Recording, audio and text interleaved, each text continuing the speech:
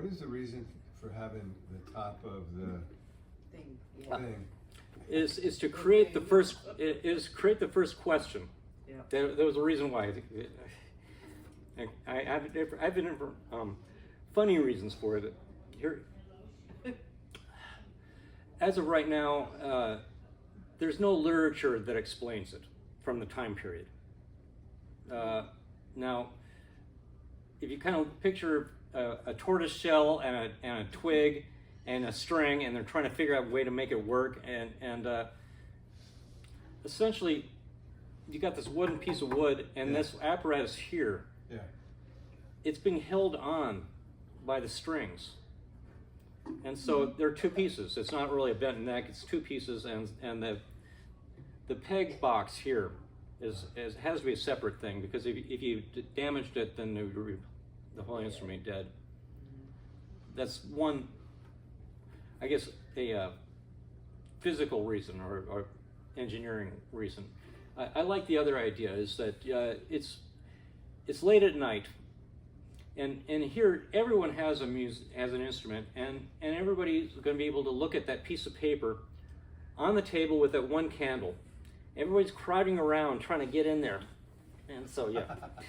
So you can get that out of the line. Yeah, exactly. You bonk somebody in the head with this thing, so yeah. Yeah. So this Much better chance. yeah, it's much more functional, I think, in a group setting. Yes, that's You should take that to a football game. So That's- you get out There easier. you go. that's part of my theory. All right.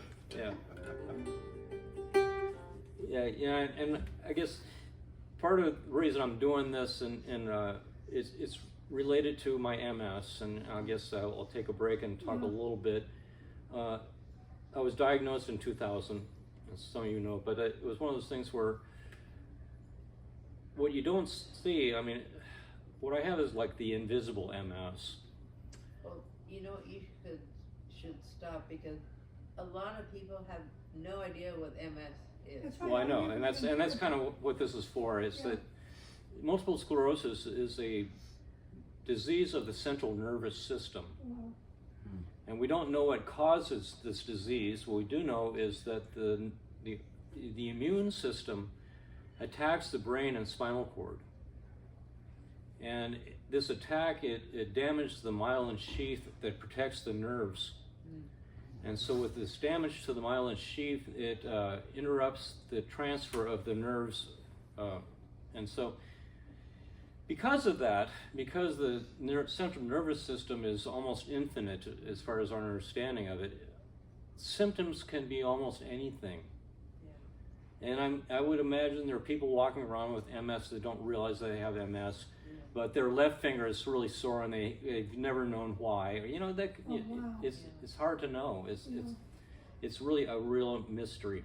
And so, yeah, it's one of those things. I diagnosed in 2000, and fatigue was my main concern. I describes a flu-like fatigue, and so when it hits me hard, it does feel like I have a fever, but I don't. So, and that's just me personally, and fatigue is very common with MS. So I'm not the only fatigue person. But it is just one of many symptoms that happens with MS, and so I guess the bottom line for me. Does it get worse with time?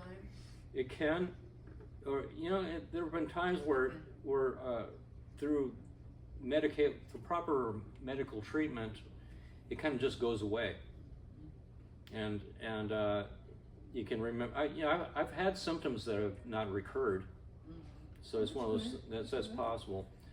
Yeah, but we don't have a real cure to the disease, and even if we did, then we need to figure out how to fix the damage that the disease created in the first place.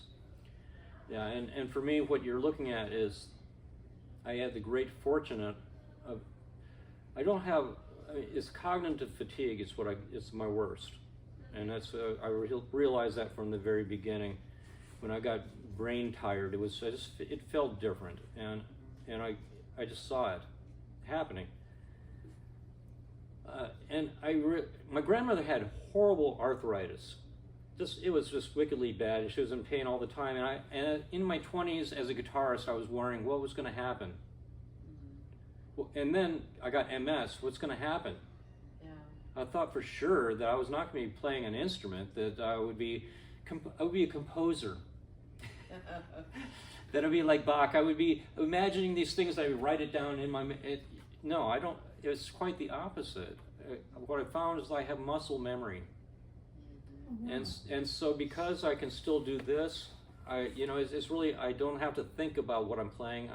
These are pieces of music that I've been playing for a long time, and I can make mistakes through it without stopping, and a lot of it not being noticed. And, and so for me, it's great. And the other part about it is that I don't have to feel okay.